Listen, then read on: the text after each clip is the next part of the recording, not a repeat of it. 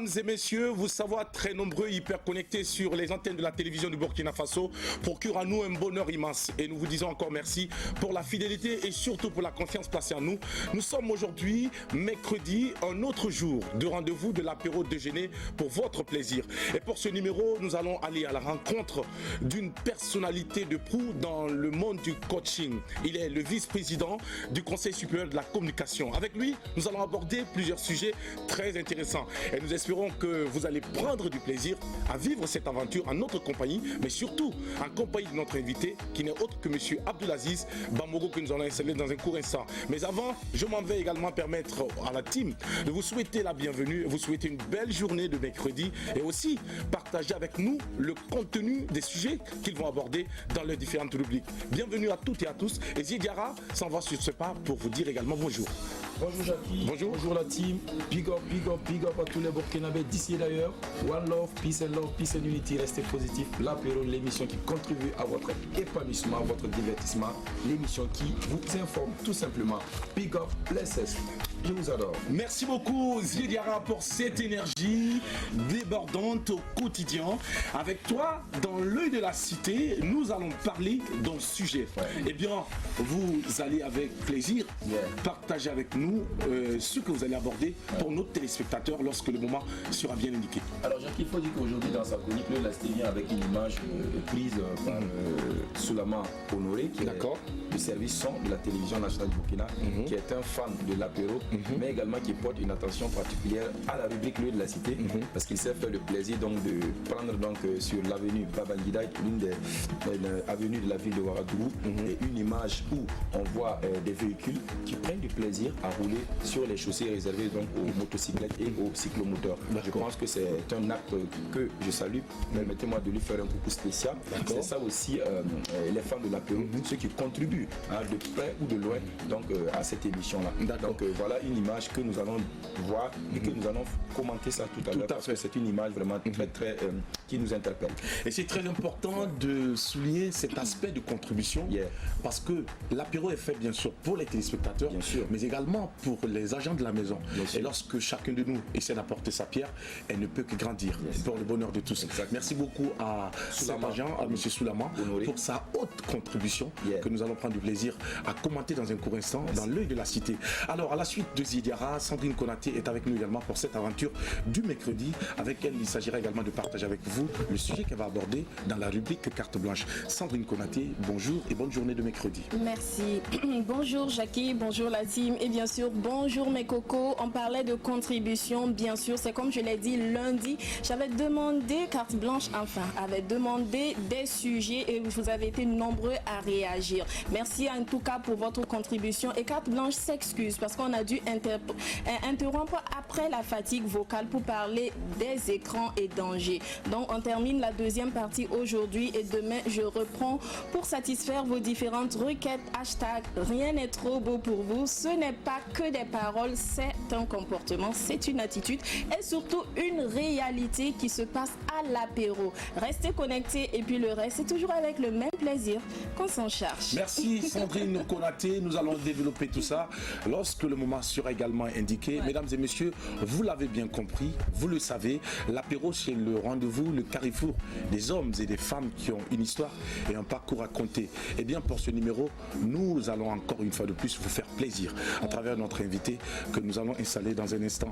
Mais pour l'heure, nous allons permettre également à Adèle, pour terminer le tour de table, de nous adresser également son bonjour et de partager avec nous le thème du jour qui vous sera soumis lorsqu'il sera 12h temps universel, pour vous permettre de nous appeler sur le 25 33 32 55 pour nous donner votre avis. Et le numéro va s'afficher au bas de votre écran grâce à la complicité de notre réalisateur du jour, M. Ousseni, que nous saluons cordialement. Alors Adèle, bonjour et bienvenue aussi et bonne journée de mercredi.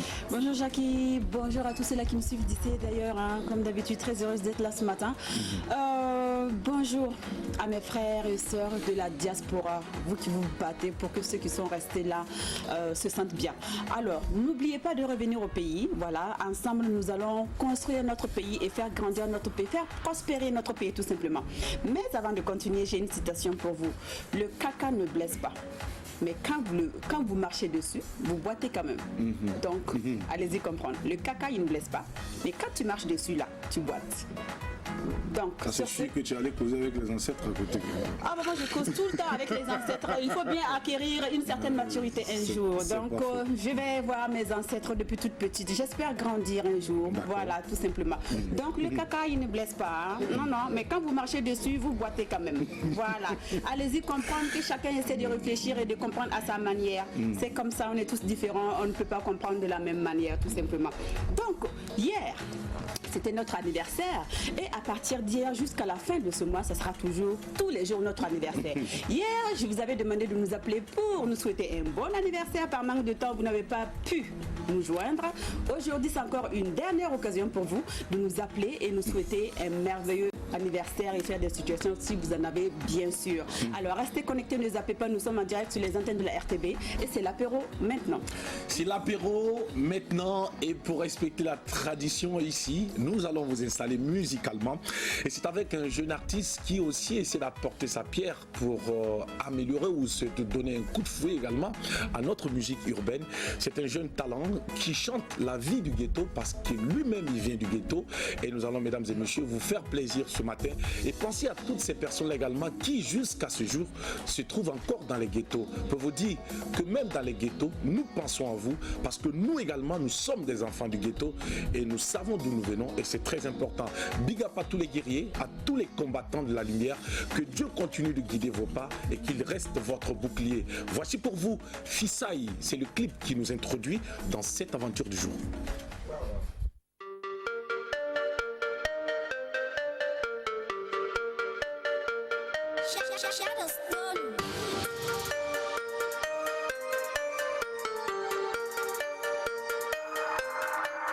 J'ai découlé de nulle part, sans nul rancard. MC des ghetto class, a.k.a. P-Cypher. Je frappe comme la foudre, les faux MC s'effondrent. Maintenant je sors de l'ombre, éclairé des zones d'ombre. C'est calomnier, de tous enviés. Congé par les routes, respectez mon vécu. J'ai connu la 17 longtemps avant mes 17 ans. J'ai volé la kata, leur fils comme un Kalakuta. Les rumeurs naissent, les forces de l'ordre en arrêt. Suspension du trafic, c'est la saison des tapédos. Le ghetto fait semblant, c'est apéro, c'est apéro. La vie du ghetto est due, c'est la loi. C'est la loi. Prépare ton avenir, t'as pas le choix. T'as pas le choix. Ce texte est écrit pour te montrer la voie. Pour te montrer la voie. Réussir ou mourir, tu as le choix. Ouais, tu as le choix. La vie du ghetto est due, c'est la loi. C'est la loi. Prépare ton avenir, t'as pas le choix. T'as pas le choix. Ce texte est écrit pour te montrer la voie. Réussir ou mourir, tu as le choix. Tu as le choix. Y'a que dans la lutte qu'on atteint son but. C'est les paroles qu'on a gagné sa vie. Ce n'est pas ainsi que l'espace a franchi. Jamais. D'ici que l'enfant béni. À tous ceux qui m'inspirent, du cap au carré. Au fond de mon cœur, je sais décorer. Vos messages m'ont grandi, je refuse, je les aurais brandis. Fais le mal comme tu restes mon mentor, je viendrai m'asseoir sur les bancs des hommes forts. Rap millionnaire, déjà multimillionnaire. Rap millionnaire, déjà multimillionnaire. C'est ça. Rap millionnaire, déjà multimillionnaire. Rap millionnaire, déjà multimillionnaire. Yabi, fashion. La vie du ghetto est due, c'est la loi. C'est la loi. Prépare ton avenir, t'as pas le choix. Ce texte est écrit pour te montrer la voie. Réussir ou mourir, tu as le choix. Ouais, tu as le choix. La vie du ghetto est due, c'est la loi. Prépare ton avenir, t'as pas le choix. Ce texte est écrit pour te montrer la voie. Réussir ou mourir, tu as le choix. Ça est le style est high, l'éveil du ghetto est de retour. Trop de vautours dans mon alentour. Ça est le style est high, l'éveil du ghetto est de retour. Trop de vautours dans mon alentour. La vie du ghetto est due, c'est la loi. Prépare ton avenir, t'as pas le choix. Ce texte est écrit pour te montrer la voie. Réussir ou mourir, tu as le choix. Ouais, tu as le choix. La vie du ghetto est due, c'est la loi. Prépare ton avenir, t'as pas le choix. t'as pas le choix. Ce texte écrit pour te montrer la voie. Pour te montrer la voie. Réussir ou mourir, tu as le choix. Tu as le choix. Hey, t'as le choix entre te lever, te battre pour ce que tu veux, ou de rester couché et subir comme tu peux. Yeah, Maman Franco, Frankie Sopra. La vie du ghetto avec Fissai, des figures que l'on connaît. On les a bien remarqués dans le clip, c'est pour dire que ce sont les adeptes du mouvement rap, ils ne pouvaient pas être absents dans cette réalisation. Et bravo à ce jeune homme pour avoir réuni ses enfants, ses fils du ghetto, autour de ce concept que nous saluons au passage. Et je pense que ce clip, nous allons le dédier à M. Ziedara sur le plateau de l'apéro déjeuner. C'est son mouvement. Et tu seras le seul à faire le commentaire de ce clip avant que nous passions à autre chose. Jackie, merci pour l'honneur que tu me fais. Merci de dédier ça parce que franchement, la vie du ghetto, c'est ça. Parce qu'on ne choisit pas d'être un enfant du ghetto. Ce sont les conditions d'existence qui déterminent effectivement tout cela. Et je pense qu'il a si bien dit. Et Floby également le dit, qui est un enfant également du ghetto. Le ghetto est justement un enfant de paille, il le dit. Et c'est pour dire effectivement que ceux qui sont là-bas ne sont pas forcément des gens qui sont des bicraveurs, qui sont là, qui sont dans le deal de la drogue, qui sont là en train de fumer et tout.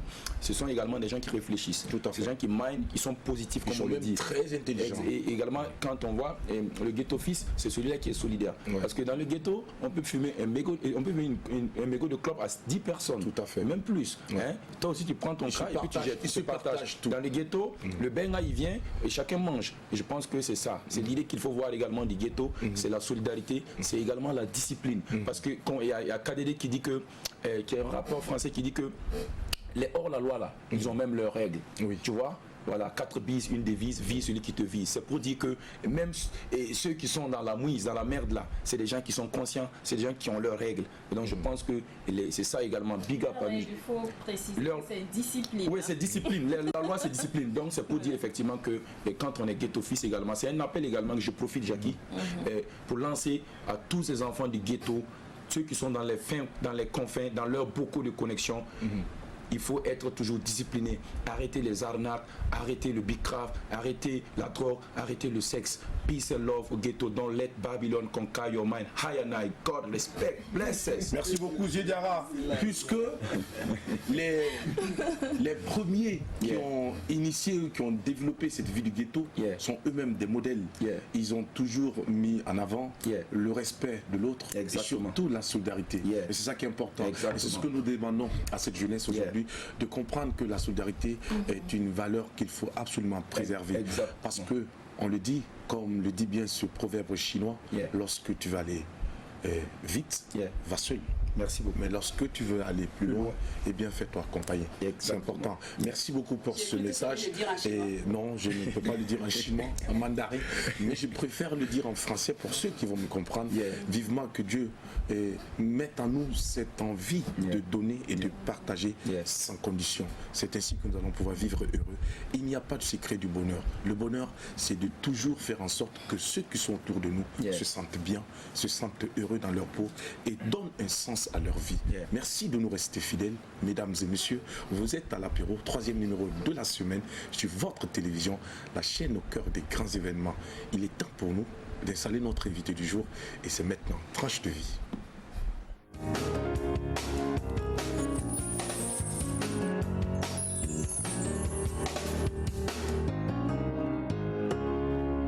S'il y a bien des personnes qui, à travers leur enseignement, nous amènent à changer nos modes de vie, de pensée pour répondre à toutes nos aspirations, il faudra compter avec notre invité du jour. Personnalité de proue dans le secteur du coaching, du développement personnel, il incarne le modèle du motivateur. Il prouve clairement, à chaque occasion, il nous donne tous les outils pour impacter notre temps et écrire notre légende. Grand orateur, éloquent, devant Dieu et devant les hommes, conseiller en communication au vrai sens du terme, notre coach formateur et directeur de l'agence Citycom, président de publicitaire et associé, fondateur de l'école Africa Executive School, faiseur de talent, vice-président du Conseil supérieur de la communication créé par le décret numéro 425-304, barre presse, barre PM, barre MCC du 1er avril 1995, en application de l'article 143 du Code de l'information, grande instance de régulation. Monsieur Abdoul Aziz Bamogo est notre invité du jour. Nous sommes tout honorés.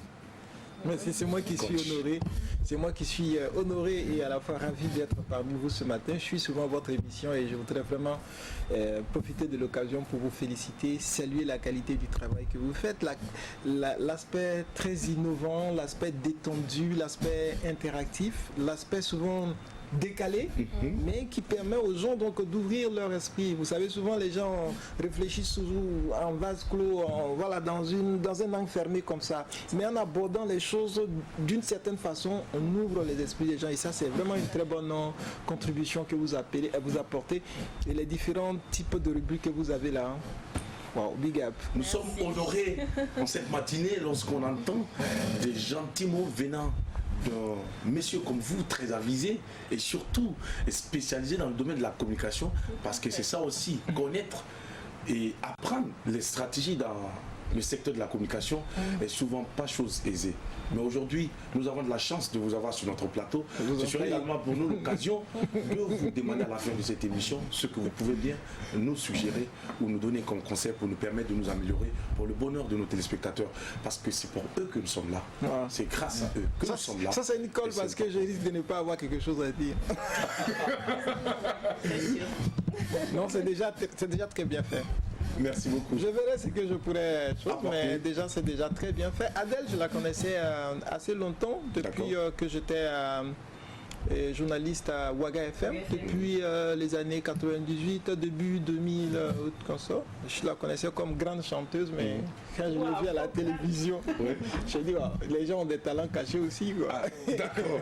Alors, je pense que quelque part, ce n'est pas nous qui le disons.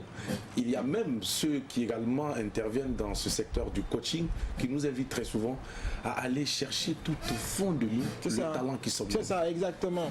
Je pense que c'est vraiment un grand défi pour chacun d'entre nous. Chacun est en soi un potentiel. Il y a quelque chose qui dort en chacun de nous. Et si vous voulez, la mission de vivre, d'exister, c'est de pouvoir trouver ce talent-là et l'éclore. C'est comme si c'était un œuf qui est couvé et que vous, votre vie, c'est de faire en sorte que le poussin qui est à l'intérieur là puisse sortir.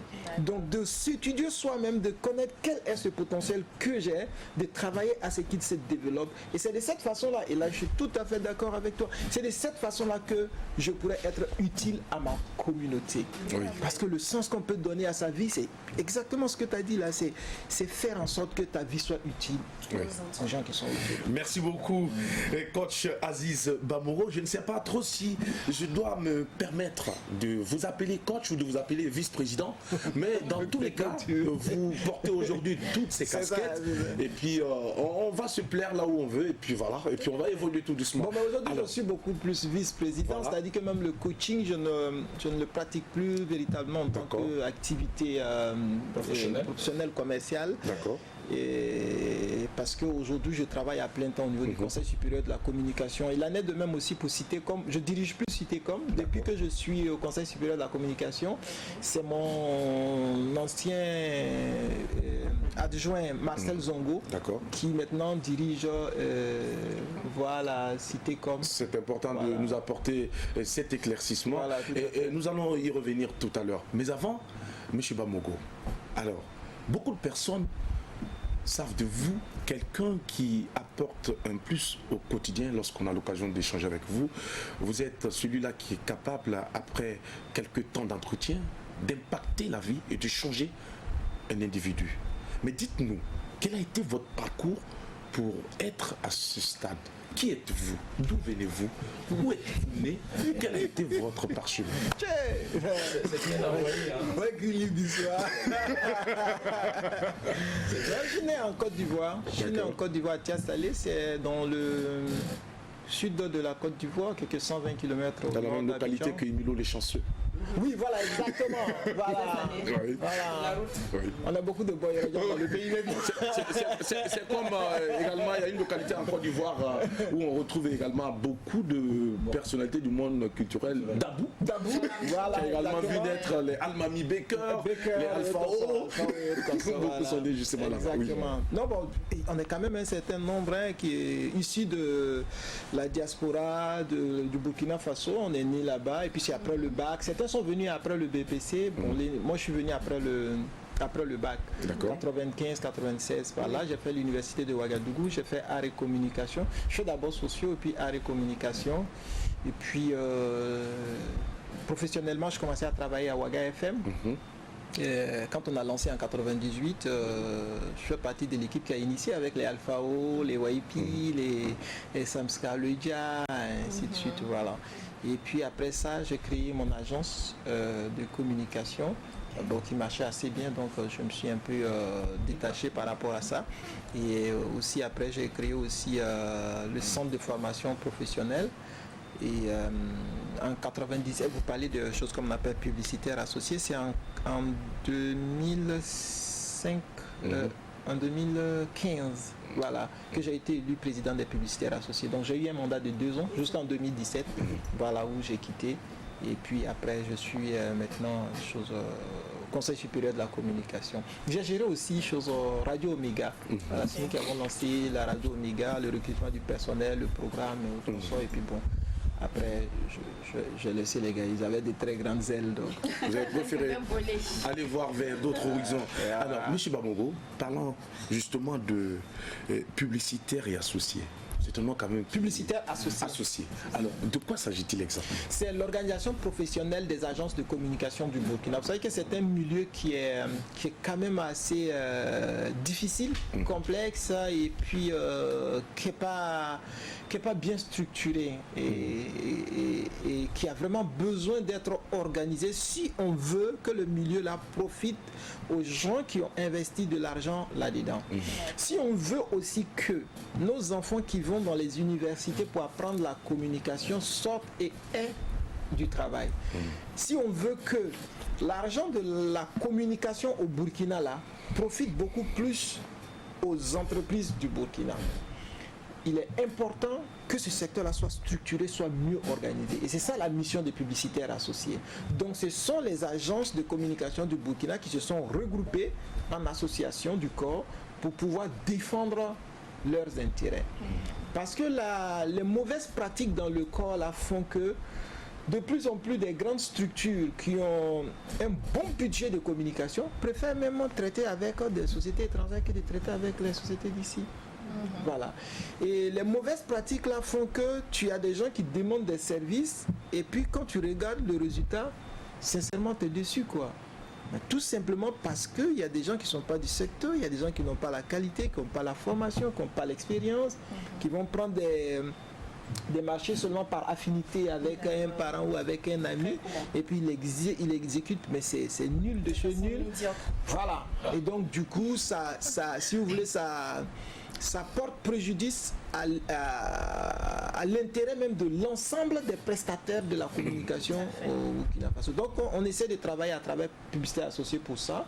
Ça a été créé il y a 2006-2007 par là. Moi j'étais le 5e président je crois. Le tout premier président je crois c'était Hilaire, il y a eu Baki, il y a eu, comment il s'appelle, Désiré Komwevo, et puis il y a eu Zouré, et moi j'étais le 5e.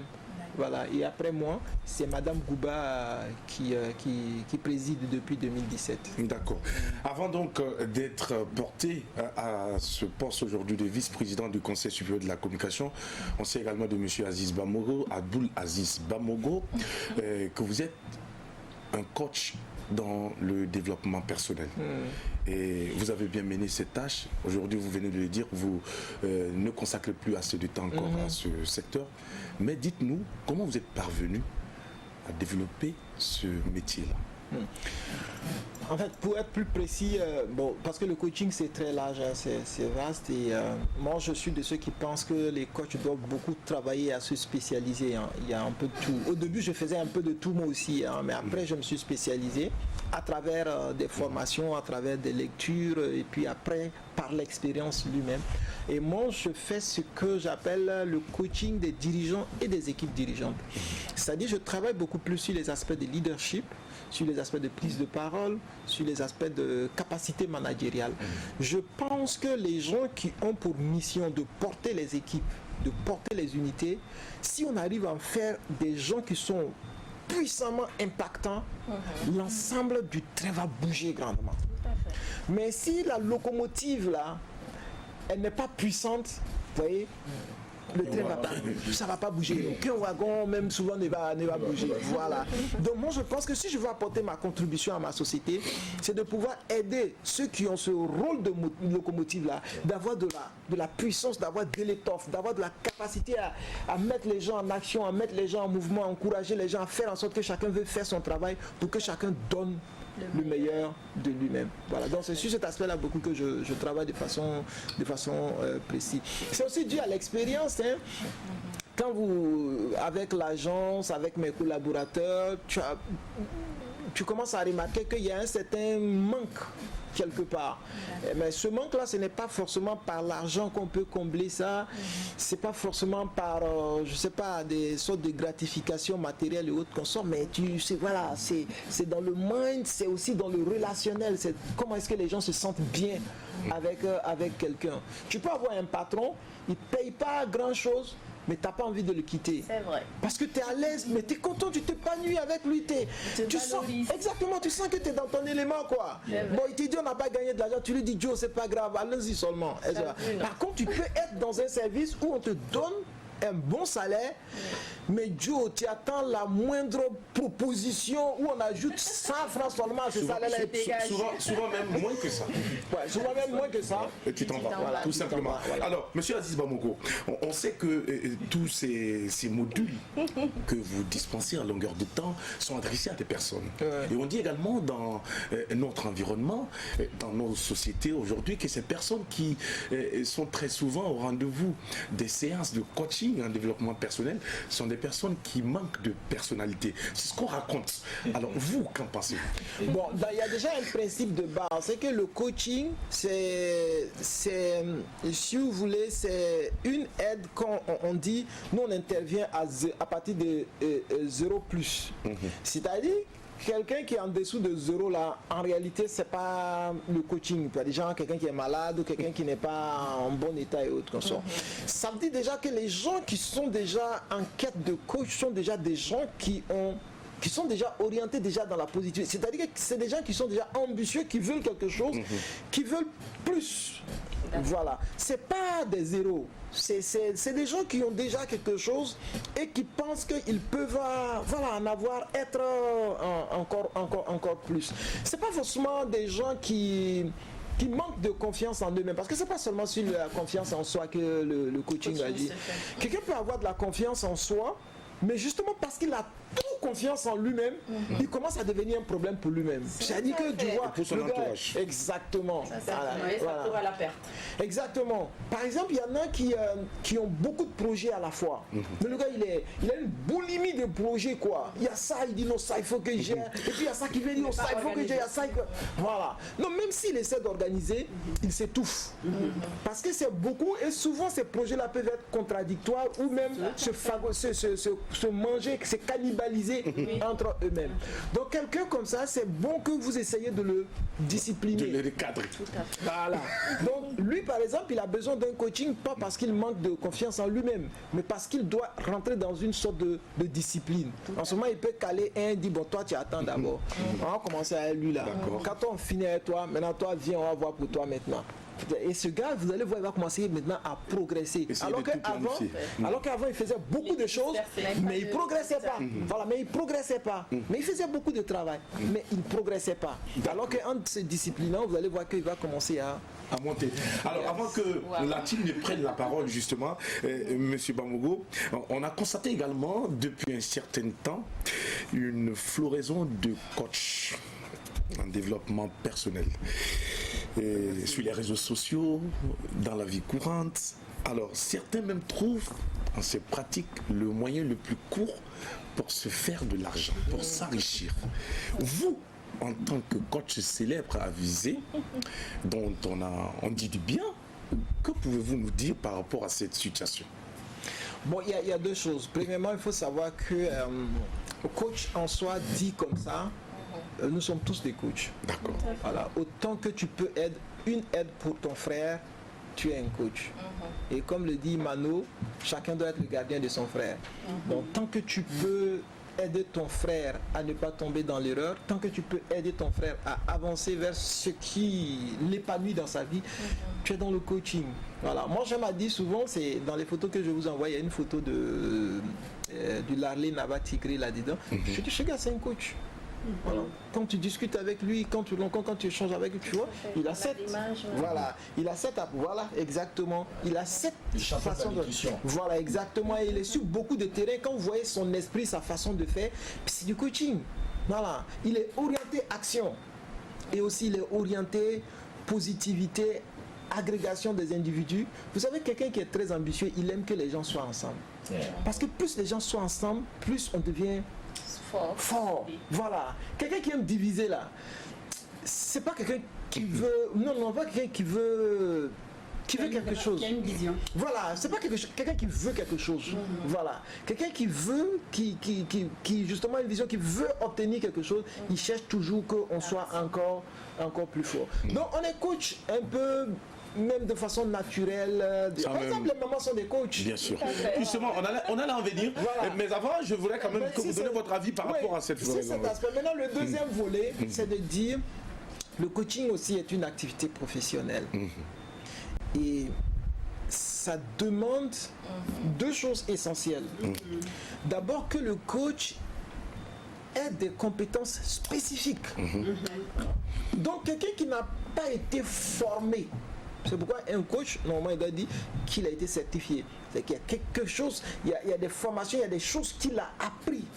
Voilà, il y a des outils qu'il a maîtrisés. C'est comme un médecin. On ne peut pas se lever comme ça. Il y a des choses que tu dois apprendre.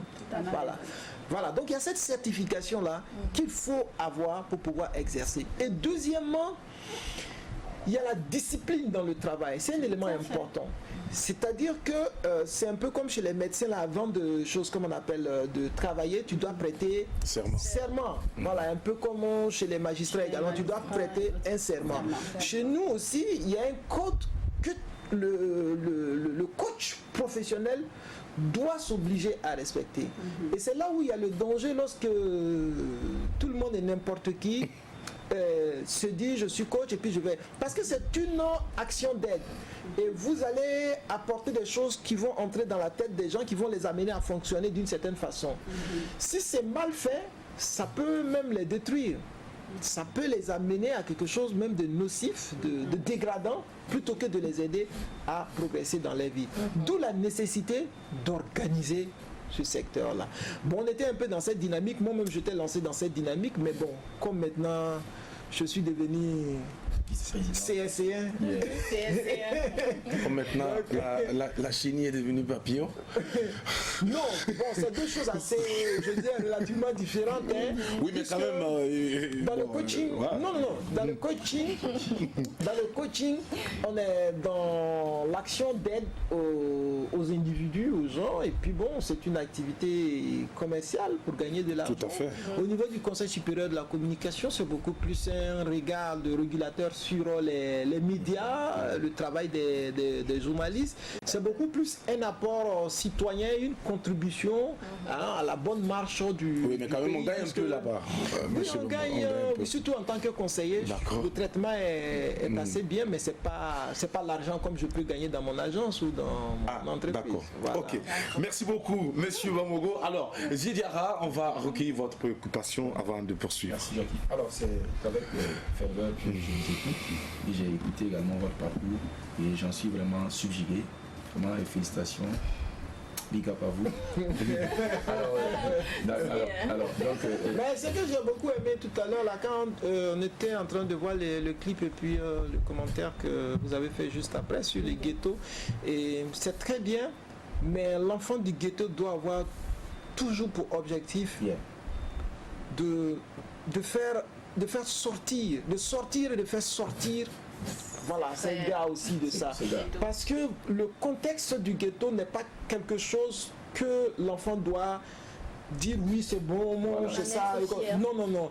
Parce que chacun a besoin d'un minimum de conditions pour être bien dans sa vie. Voilà, donc si cette situation-là qui n'est pas très favorable, voilà, c'est dans ça que tu es né, tu dois avoir pour défi de sortir et de faire sortir les autres. Voilà, tes gazades. Vous empruntez leur expression.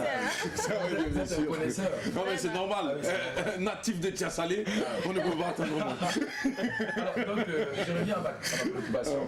En fait, c'est vrai que tout, des études au journalisme, le journalisme à votre propre cabinet, et forcément, tout n'a pas été rose, ça n'a pas marché comme sur les roulettes. Il y a eu des noises, il y a eu beaucoup de noises. Alors, quelles sont les différentes armes que vous aviez mis à votre actif pour relever les défis?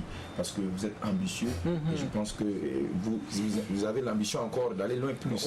Donc, et également, en tant que jeune, des jeunes qui veulent également emboîter votre parcours parce qu'il est très très en tout cas correct, et quels sont les différents conseils que vous pouvez donc leur inculquer également? Voilà un peu. À chaud comme ça, je peux dire deux choses essentielles. L'abnégation. Parce que comme tu le dis si bien, ça peut pas être rose à tout moment, ça peut pas être ascendant à 100%. Vous allez avoir des hauts et des bas. Par exemple, dans mon entreprise, on a eu un passage à vide à un moment où vraiment ça n'allait pas, on ne pouvait pas payer les salaires, ça n'allait pas, c'était difficile quoi. Voilà, mais quand tu crois à ton projet, il faut y croire ferme, il faut attraper ton rêve, mais serre ça contre toi et puis lâche pas l'affaire quoi, parce que ça viendra un jour. Mais ça ne viendra pas tout de suite. Ça ne viendra pas forcément du jour au lendemain. Je vais me prendre dans ce genre de situation, je vais me prendre l'exemple de... Il y a une plante en Chine, une sorte de bambou. Il semble que quand on plante ça, c'est comme des boutures, un peu comme le manioc là. On met sous terre et puis on arrose. Et vous arrosez pendant une année, il n'y a rien qui sort. Ah ouais. Et c'est ça en fait le truc. T'arroses, il n'y a rien qui sort, mais t'arroses.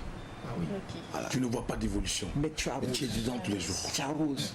Faut pas que tu arrêtes d'arroser. Parce que tu as espoir que quelque chose va pousser. Parce que si tu arrêtes d'arroser, ça meurt. Mais quand tu arroses jusqu'au bout d'une année, quand au bout d'une année, le bambou là sort, dans l'espace de l'année qui suit, te fait 15 mètres à monter. Pourquoi? Parce que sur l'année, la première année où tu arroses, ça ne pousse pas, ça fait des racines. D'abord. Parce que le 15 mètres en une année là, il faut du solide pour tenir ça. Donc ça rentre dans le sol. Toi t'arroses, il rentre dans le sol, il prend pied. Il ne faut pas que tu arrêtes d'arroser. Et toi tu ne vois pas ça. Tu vois rien. Mais ça rentre dans le sol, ça rentre. Donc quand ça déclenche sa poussée là, ben tu as 15 mètres en une année. Est-ce que tu vois? Donc quand tu arroses, quand tu fais face à des difficultés, tu n'as pas les résultats, ne lâche pas ton rêve.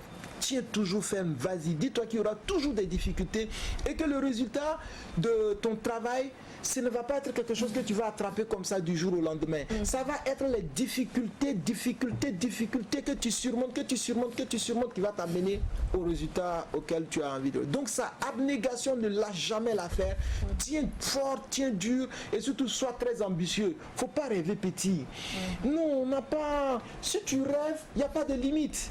Si on te dit, va soulever un sac de ciment, tu peux dire, bon, j'ai pas trop de force, le sac est lourd. Mais si on te dit de rêver, tu peux rêver soulever 100 sacs de ciment. Il n'y a pas de limite. Rêve grand. De toute façon, si tu n'atteins pas ce que tu veux là, même si c'est un peu en bas, c'est pas mauvais. Mais Donc, ça c'est important, voilà. et c'est très intéressant. Monsieur Wamogo, je me permets à la suite de vos propos de m'adresser ici à toutes ces personnes-là qui à longueur de temps me rappellent chaque fois. Alors Jackie, depuis longtemps tu es dans le truc, il faut que ça marche. Je vous informe aujourd'hui que ce sont les racines là qui sont en train de l'avoir. Patientez-vous. Je suis en train d'arroser vous les rois. Ça va aller, ça ne saurait tarder. Merci beaucoup. Allez, nous allons vous permettre donc de prendre un souffle et de découvrir le contenu de la première rubrique à cette émission avec notre cher ami Zidiara avant de revenir pour la suite des interventions des autres chroniqueurs. Zidiara, l'œil de la cité, c'est maintenant.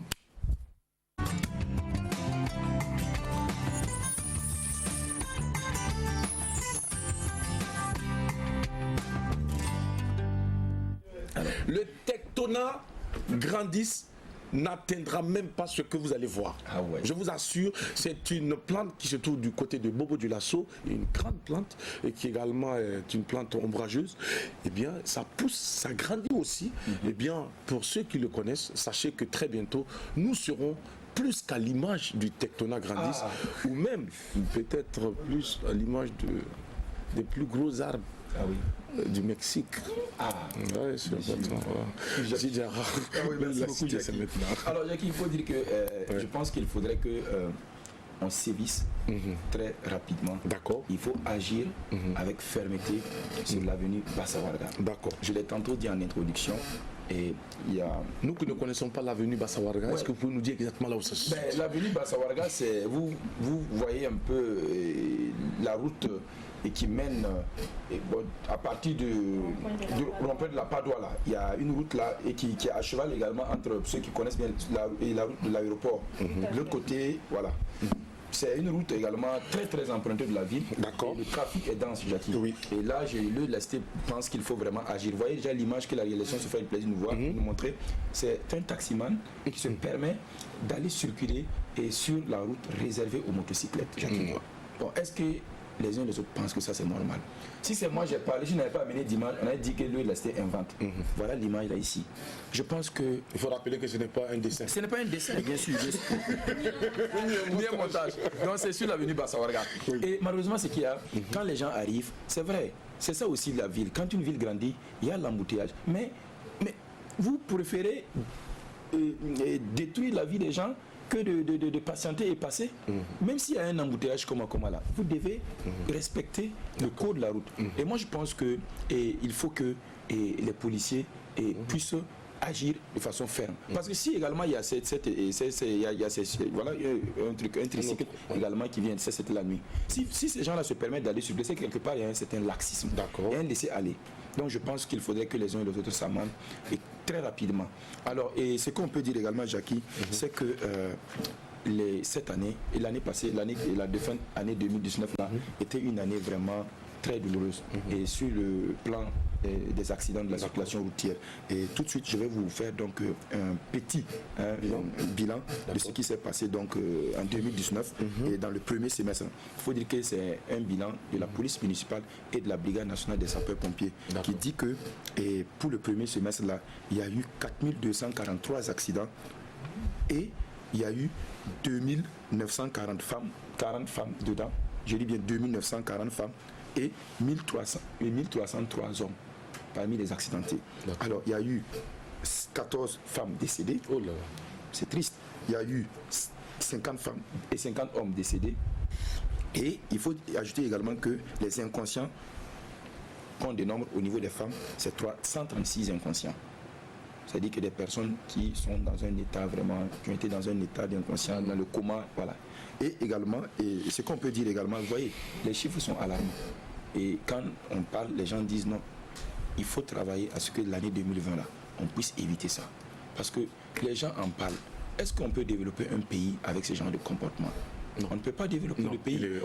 Et ce qui est délicat, ce qui est intenant, tu vas voir tous ceux là qui sont dans ce genre de comportement là, ceux qui s'asseyent dans les kiosques, dans les cabarets, les buvettes, ils sont prêts à critiquer les autres. Ah non, ceux-là non, pas tout le monde, ils ne travaillent pas bien. Pourtant, vous-même vous n'êtes pas un exemple. C'est pas faux. Le LSD pense que les uns et les autres doivent travailler à changer les comportements.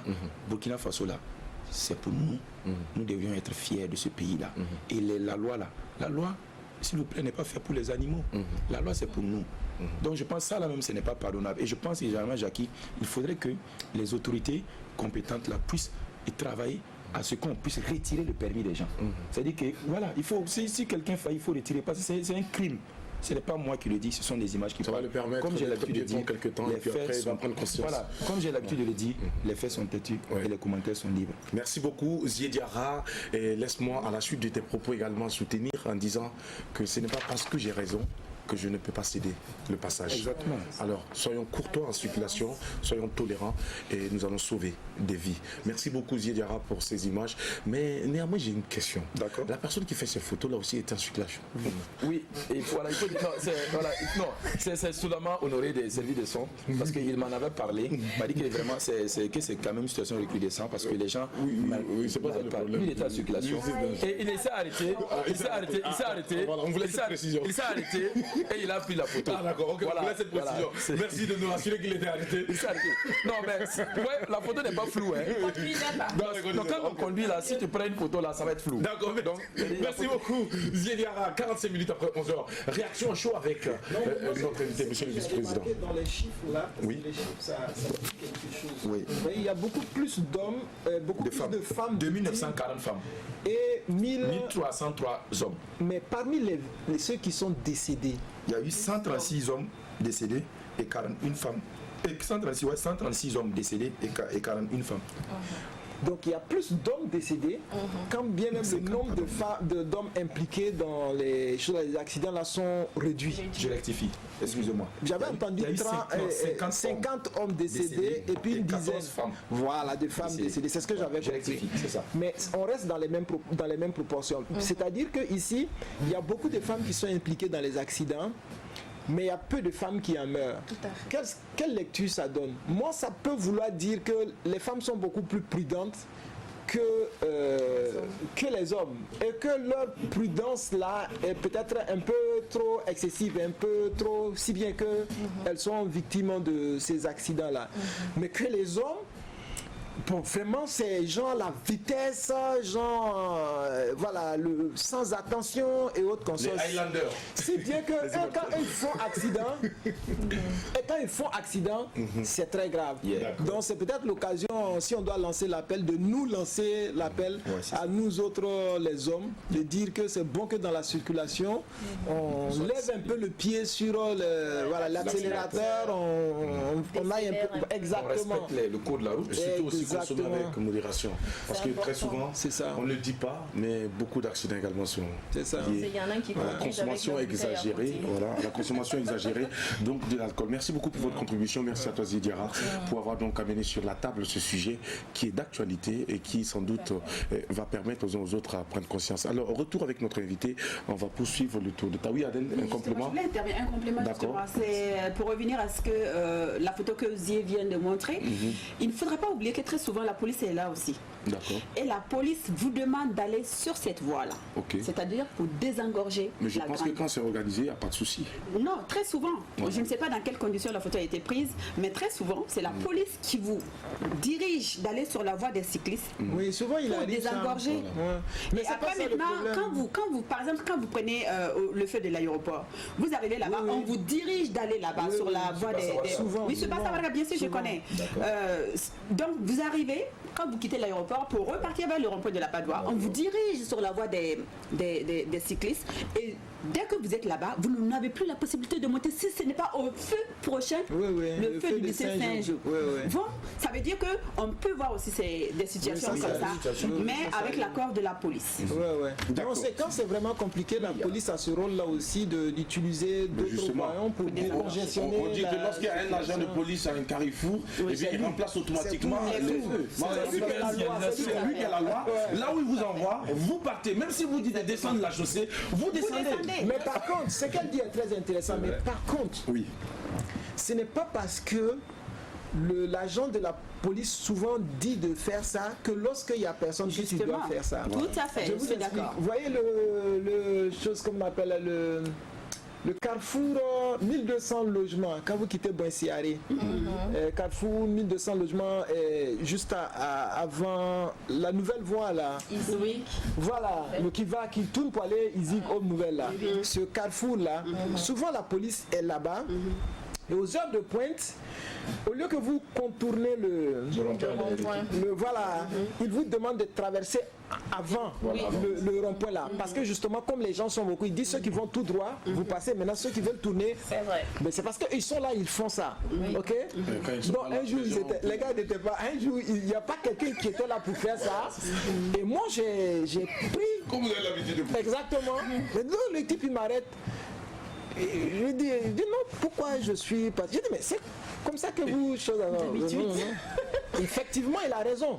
C'est-à-dire quand le policier est là, il peut développer une certaine discipline dans la circulation. Mais s'il n'est pas là pour vous dire de faire ça, vous devez respecter la loi telle, les règles telles qu'elles sont établies. Merci beaucoup. Et c'est très important de préciser cela. Merci. On va poursuivre avec l'entretien. Alors, réaction avec Adèle. Alors, l'entretien, moi, ce que j'aimerais savoir, en fait, c'est une chose très simple. Est-ce que vous êtes déjà arrivé d'arrêter le coaching avec quelqu'un parce que la personne se trouve super intelligente, la personne est butée. Bon, en gros, ce que vous avez à lui apprendre là, c'est pas grand chose. Je pensais qu'il était hyper intelligent, plus intelligent que moi, mais finalement, il n'a rien à m'apprendre. Moi, je suis plus diplômée, je suis plus beau, ou enfin, peu importe. C'est-à-dire, est-ce que vous êtes arrivé au fait finalement de dire, ok, monsieur, dans votre cas, je ne pourrais rien faire pour vous. Bon, en principe, moi ça ne m'est jamais arrivé, mais en principe, si les choses sont faites dans les règles de l'art, ça ne doit pas arriver. Je vais 2-3 raisons. Première raison, c'est que pour que vous fassiez, vous enclenchez un processus de coaching, il faut que ce soit la personne qui vienne demander. Oui. Donc c'est forcément la personne qui a besoin de quelque chose. La personne peut manifester le besoin. Oui. Et après, se dire finalement c'est ça. Non, je pense que quand même, je connais plus que lui quand même. Il ne peut rien m'apprendre. Avec cette personne-là, qu'allez-vous faire avec ce genre de personne?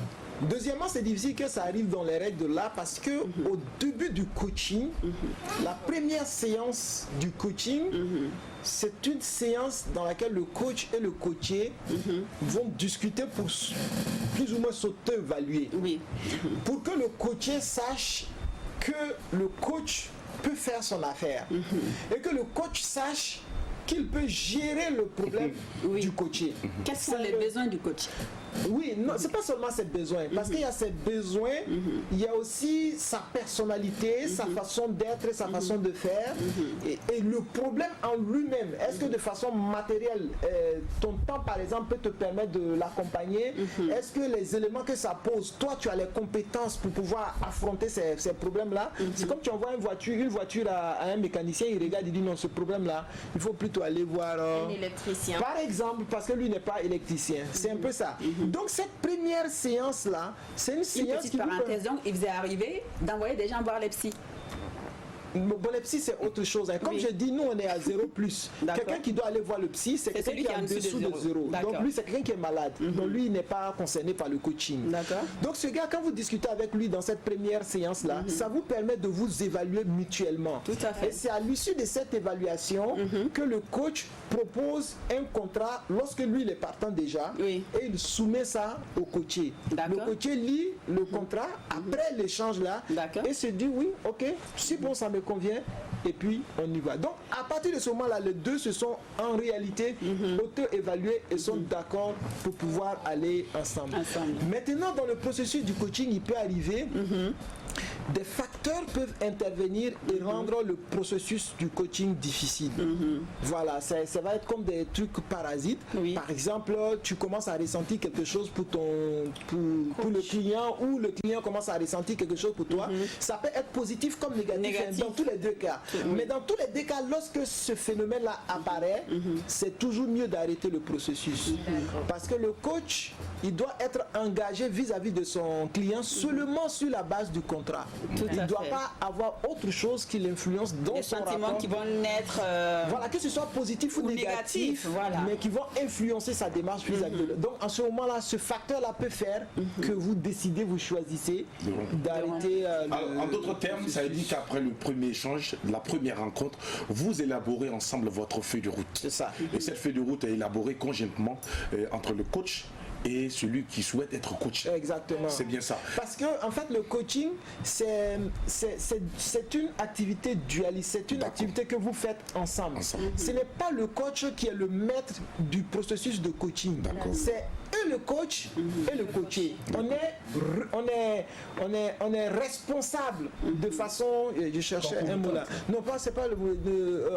On est tous deux, voilà. C'est pas complémentaire, mais c'est nous deux qui sommes responsables de la progression. Donc ce n'est pas dit c'est le coach qui conduit la chose. Le coaché aussi est responsable. Par exemple, vous voyez dans le processus, le coach peut demander des choses au coaché. S'il ne le fait pas, ça veut dire qu'on ne va pas évoluer. Et puis dans le processus du coaching, les objectifs, ce sont les objectifs du coaché. C'est lui qui veut quelque chose. Le coach n'est qu'un outil à sa disposition. Ok, merci beaucoup pour ce développement. Et nous allons vous permettre encore une fois de plus de prendre un peu d'air, de souffle en suivant Sandrine Konaté dans Carte Blanche avant de revenir pour la suite. Carte Blanche, c'est maintenant.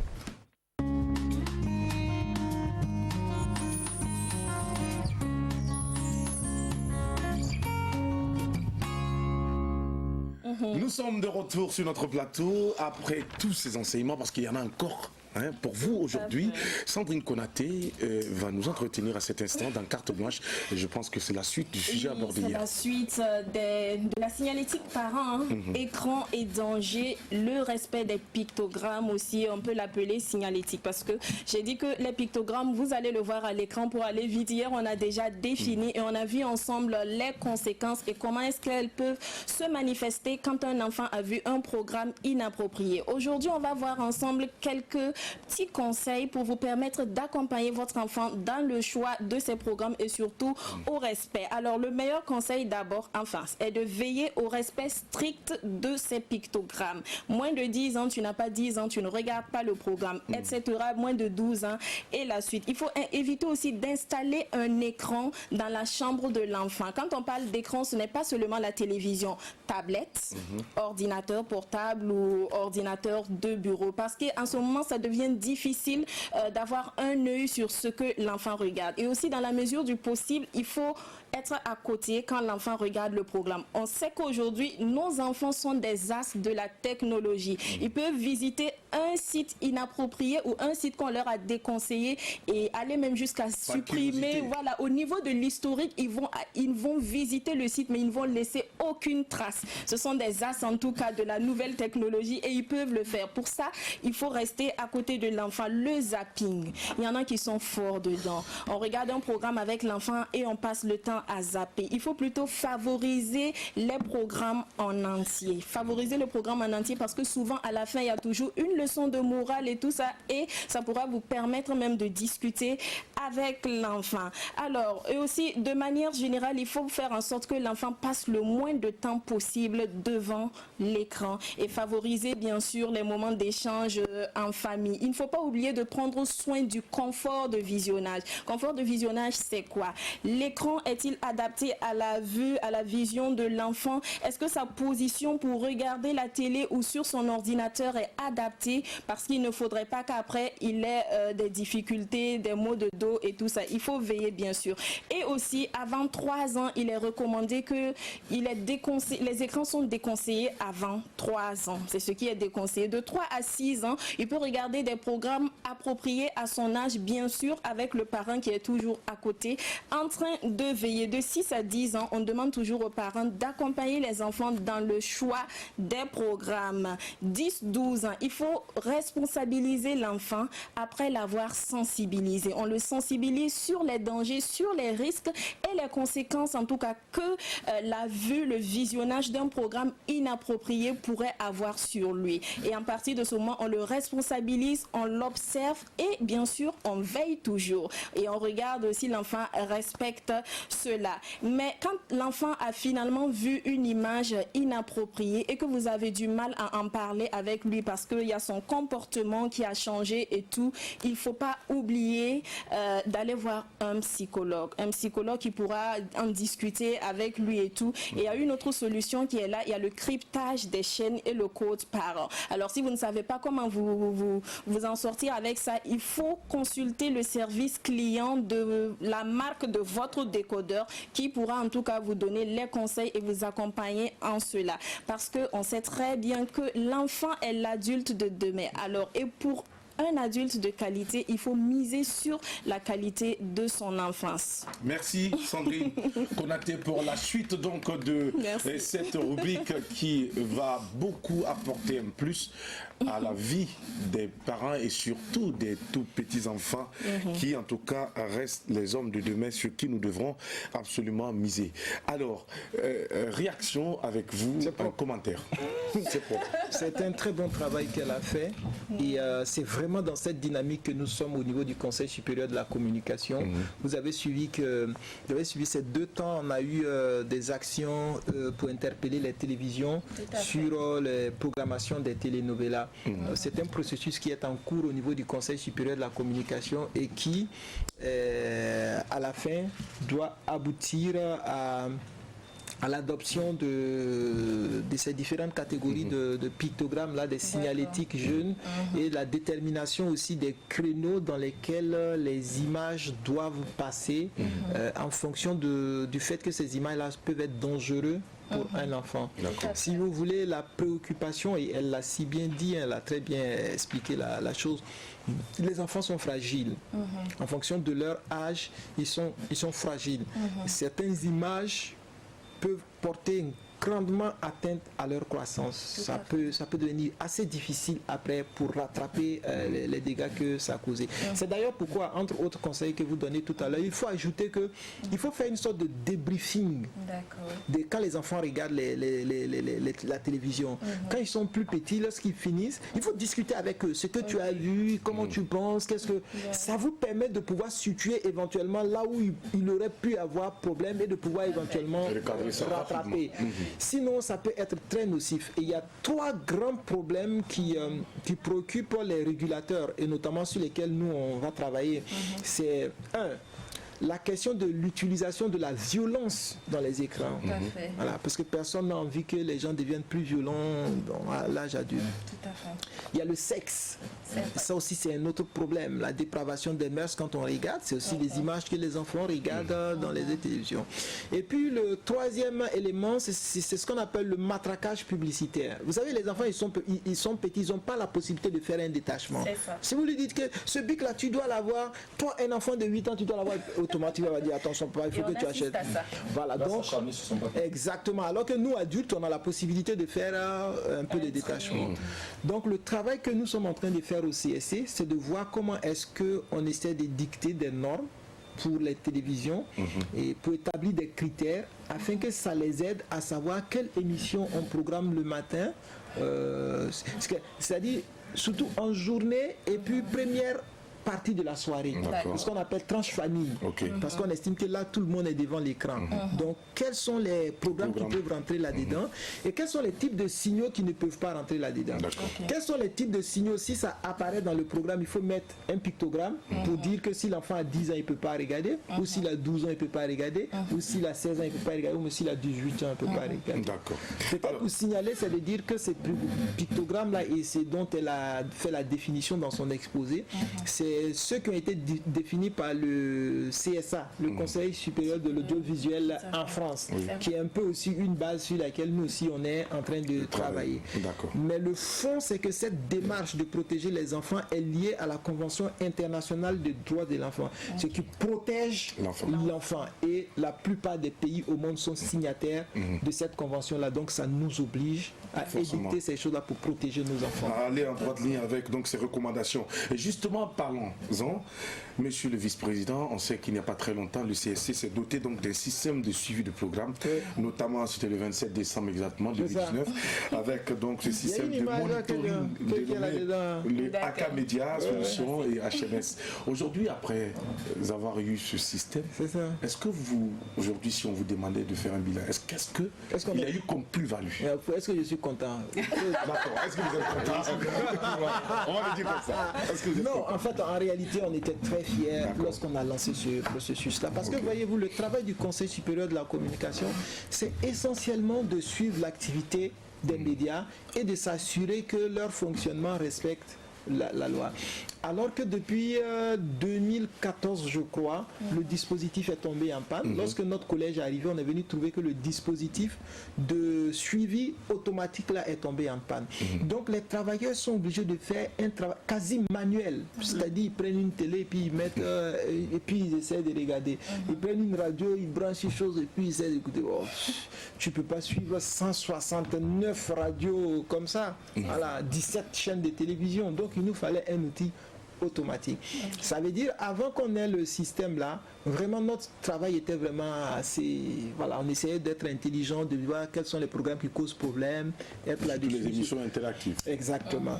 Mais avec cet outil-là, waouh, vous êtes sauvé. Oh non, Alors, on est en plein dans notre vous travail. êtes en plein dans votre travail. Et aussi, avant donc de donner la parole à Sandrine Konaté, vous savez également, je ne vous apprends rien, vice-président, nous sommes dans une période électorale, ici au Burkina Faso, dans un contexte de sécurité particulier. Alors, que devrait être selon vous la conduite des médias? Je pense pour ma part au Burkina Faso, la plupart de nos médias ont un niveau de conscience suffisamment élevé. D'accord. Que vous preniez les télés, que vous preniez la presse écrite, particulièrement la presse écrite, mais que vous preniez les radios également, les gens ont une conscience très élevée, ils sont beaucoup sérieux. Maintenant, il arrive que des gens manquent de compétences ou de moyens. C'est les deux. Surtout quand vous prenez le volet des radios, ça va, on a beaucoup de radios. On a 169 radios au Burkina Faso. Et le marché économique de ces radios-là, c'est pas extraordinaire. Vous allez dans une petite ville et puis on vous dit il y a 4-5 radios. C'est quel marché publicitaire? Il n'y a pas grand-chose. Donc du coup, ils ont peu de moyens pour travailler. Donc ça affecte la qualité de leur travail. Le type, il a beau être de bonne foi, s'il n'a pas les moyens, c'est difficile. Donc ces médias-là ont besoin d'un accompagnement au niveau de leurs compétences et d'un accompagnement au niveau technique. Et généralement, les CSC en période électorale ont fait ce travail-là. Sinon, en gros, ils sont vraiment très responsables. Et ce qu'on peut tout simplement dire, c'est que en ces périodes assez difficiles, c'est bon que les médias soient beaucoup plus regardants quant à la qualité des informations qu'ils reçoivent, prendre le souci vraiment de beaucoup recouper, surtout qu'aujourd'hui avec les réseaux sociaux, on a vraiment beaucoup de fake news.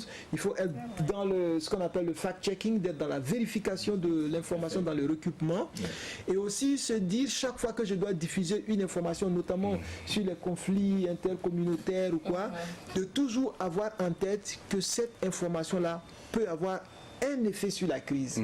Quand vous diffusez une information sur une crise communautaire, cette information-là, elle ne peut pas être neutre sur la crise, elle aura un effet. Donc toujours vous demandez, est-ce que ça vaut vraiment le coup par rapport à l'effet que l'information peut... Et c'est justement le lieu ici de saluer l'initiative donc du réseau des journalistes qui pour le traitement de l'information en temps de crise, qu'à travers donc le prix PAC Sahel. Exactement. Voilà, on va les saluer au passage. Ils ont fait un très bon travail.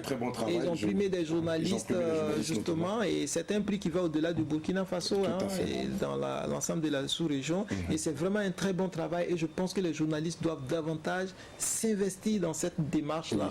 Dire mon travail peut avoir un effet sur la paix ou sur la crise. Tout à fait. Voilà, donc parce qu'on dit, avoir ça on dit très souvent, lorsque un pays est en temps de crise, en guerre, eh bien, de la même manière que les gens sont excités, les médias aussi sont excités. Oui, l'adrénaline aussi monte très souvent. Et donc, du coup, on perd souvent la raison. Souvent. Oui, mais souvent. je trouve que dans le fond, personnellement, je trouve que les médias du Burkina, vraiment, il y a un bon niveau de professionnalisme là-dedans. Il y a un bon niveau de maturité. Quand tu prends la presse écrite, par exemple, vraiment, gens sous-région africaine, on est vraiment parmi les meilleurs. Vous prenez les médias aussi, comme les télés, qui font vraiment l'information, le show, c'est vraiment un bon travail. Maintenant, il y a surtout un manque de moyens, surtout pour les radios. Parce que c'est beaucoup, il y en a beaucoup et ils n'ont pas beaucoup de moyens. Donc leur capacité, même à aller chercher l'info, Si vous allez recouper l'information pour vous assurer que l'information est vraie, ça demande de l'argent. Mais les gars, ils n'ont rien. Souvent même le téléphone, les unités pour appeler, c'est un problème. Souvent même les interviews se font avec les téléphones. Voilà, donc c'est ça, et c'est là-bas où peut-être qu'il faut réfléchir pour voir comment est-ce qu'on arrange ça davantage, afin qu'ils aient plus de capacités et afin qu'ils aient un personnel qui soit beaucoup plus compétent. Merci beaucoup, monsieur Bamogo Abdoulaziz, vice-président du Conseil supérieur de la communication, notre invité du jour, Sandrine Konaté, avant que Mika nous rejoigne pour la suite de cette émission. C'est vrai que nous sommes déjà pris par le temps, 12 heures passées de 9 minutes. Alors, je ne sais pas trop si on va avoir encore nos téléspectateurs. J'aimerais bien quand même qu'aujourd'hui, on puisse avoir notre joyeux anniversaire de la part de nos Il n'y a pas de souci. Alors, Sandrine, avant que Mika nous rejoigne. Ça marche. Au titre de vos formations, c'est clair, on en a en quantité et surtout en qualité.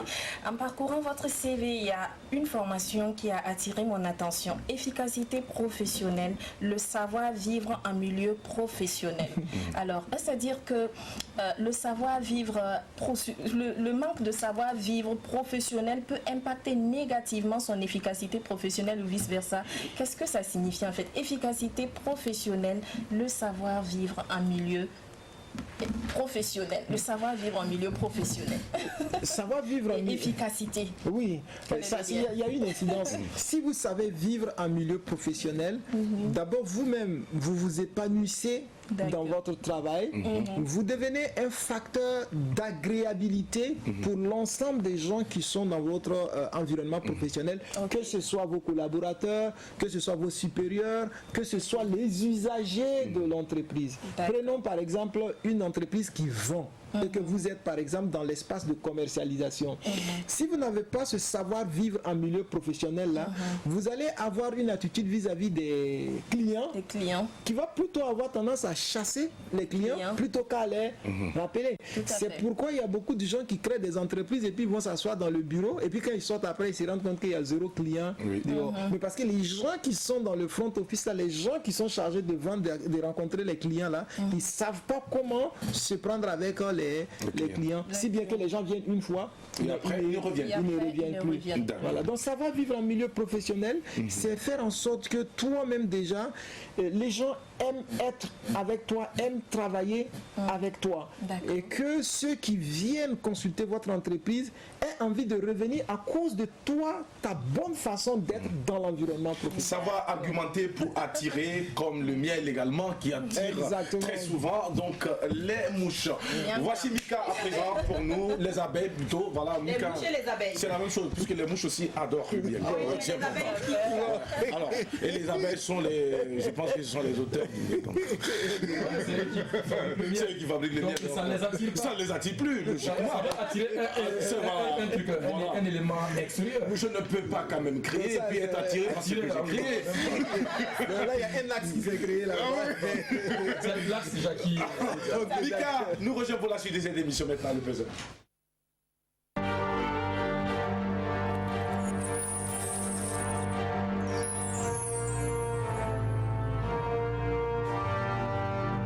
Elle nous rejoint, c'est vrai que le temps il est déjà avancé, mais on va aller avec elle rapidement et permettre justement à nos téléspectateurs aujourd'hui de nous appeler sur le 25 33 32 pour nous souhaiter joyeux anniversaire, même si on n'a pas encore reçu un direct. Alors Mika, bonjour et bienvenue aussi à toi et bonne journée de mercredi. Coucou Jackie, coucou la team, téléspectateurs, bonjour, je vous souhaite un merveilleux mercredi. Ça va venir. Joyeux mercredi, je voulais dire. Je vous souhaite un joyeux mercredi, donc plein de joie, positive, souriez toujours, et tout en vous le commandant au très haut, parce que comme ça on est sûr que tout va bien se passer. Et si vous êtes à l'apéro, il n'y a pas mieux pour positiver, quoi. Voilà. Donc c'est dans cette optique-là qu'on va continuer avec le jeu, avec notre invité à qui je vais proposer. Oui, c'est vous, c'est avec vous que je joue. Non, ça n'a rien à voir ni avec elle, ni avec elle. C'est moi et puis l'écran. Tu ne peux pas l'interdire de me regarder en face quand même. Moi qui ne vois pas bien. Il faut bien qu'il me regarde de temps en temps. Alors, ça va se passer comme suit. Donc, c'est un puzzle que je vais vous proposer. Et à l'aide de quelques indices, vous allez essayer de deviner qui se cache dans le puzzle pour la première partie. Ensuite, vous allez écouter une chanson et essayer de nous dire quel est le titre de cette chanson. Si c'est bon pour vous, on va y aller. Et comme je disais, c'est à l'écran que ça se passe. C'est quel écran, c'est ça? Chacun des écrans, hein, ça va venir, ça va s'afficher. Alors, l'image est là. Le mec, il est tatoué grave. Quoi? Non, c'est la tenue. C'est une femme. C'est une dame, c'est la tenue. C'est une dame. Les motifs de la Et tenue. considérez ça comme le premier indice en même temps. Une Elle a dame. du ailé sur les mains. Du quoi? Ailé. On ne voit même pas ses mains, Sandrine. Ah, d'accord. Alors, je vais vous donner le deuxième indice. C'est une femme d'affaires. Non, c'est vrai. Elle a il voit un collier.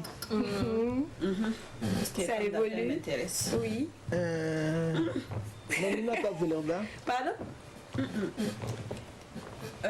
C'est sur l'écran que ça se fait. Oui, c'est sur l'écran.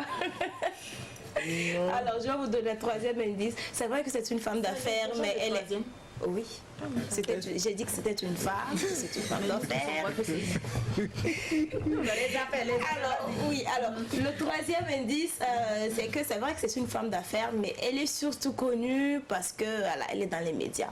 Oh, Benjamin Douamba. Comme il a crié. Alors, bravo. Benjamin Douamba. Monsieur Babomo d'obtenir un point. Exact. T'es bien nettoyé. Ça donne droit à quoi?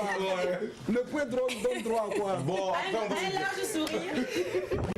Exactement, Jackie. Alors, il a le point. C'était Benjamin Douamba. Et j'ai envie de parler à Conseil supérieur de la communication, organe régulateur. Je veux vous demander, journalisme et politique, bon ou pas bon?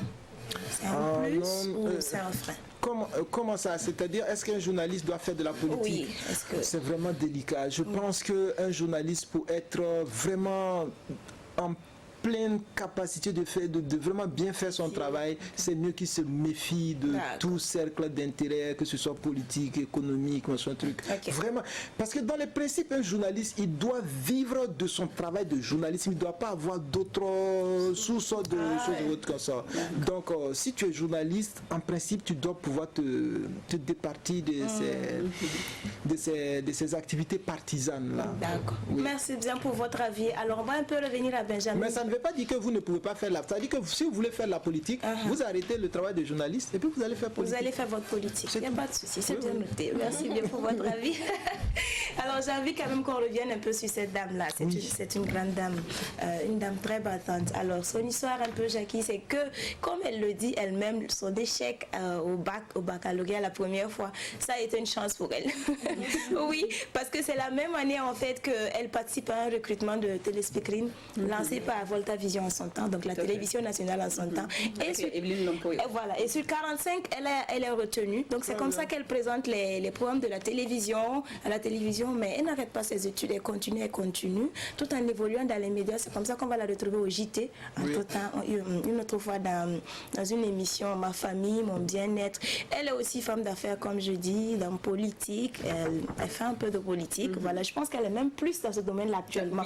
Voilà, que dans les médias. Mais ce que j'aimerais vraiment qu'on retienne avec cette dame, c'est qu'elle est battante et c'est pas le genre qui se met au-dessus. Elle n'hésite pas à se mêler au peuple, à se mettre avec les autres, parce qu'elle fait de l'agriculture. Malgré tous ses diplômes, ses masters, elle fait de l'agriculture. Je pense que c'est un exemple intéressant à citer, à saluer et puis à suivre. Absolument. Voilà. Et je pense que quand on parle du coaching, et notamment dans le domaine qui m'intéresse, le leadership, c'est bon de promouvoir ce leadership-là des femmes. Vous savez, on dit au Burkina Faso 52% de femmes. Si les femmes ne sont pas entreprenantes, si les femmes ne sont pas dans l'activité d'entreprendre, ça voudrait dire qu'il y a plus de la moitié de notre population qui ne contribue pas au développement du pays. Et ça, c'est un manque énorme à gagner. Donc, encourager les femmes à y aller, à être dans la production, à être dans l'entrepreneuriat, c'est même le pays qui, in fine, gagne. Merci beaucoup. Merci beaucoup pour cette vérité qui est dite ici sur ce plateau. Mika, on va aller rapidement. Oui, parce non, que là, on passe à la chanson. On passe à la deuxième partie du jeu. Donc, il va écouter nous dire le titre de la chanson.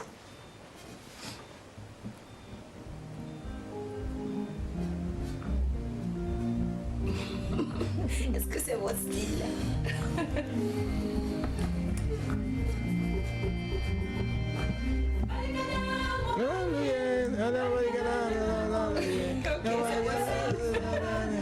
C'est Salif Keïta. Oui. C'est le titre. C'est le titre que je veux. Okay. Écoute bien. Alors le titre a un nom, ouais. C'est ça. Mais c'est vrai que c'est un hommage.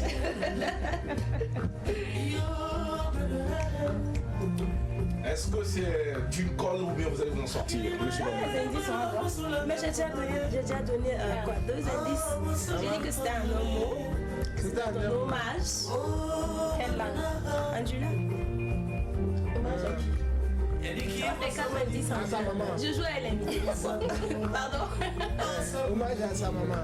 Non, c'est pas sa maman, mais autre femme quand même. C'est pas très loin, Jackie. Donc, on va lui donner le point. C'est Moussoli. Bravo. Elle dit qu'on vous donne le point. Oui. Ça veut dire que vous ne l'avez pas mérité, mais elle vous donne quand même le point. C'est pas parce qu'il a dit à sa maman.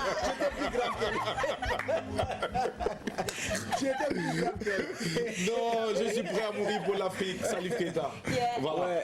Alors, Salif Keita, bravo pour cet hommage vibrant à ce monsieur. Oui. Alors, qu'est-ce qu'on doit savoir Jackie, on a déjà plusieurs fois parlé de lui.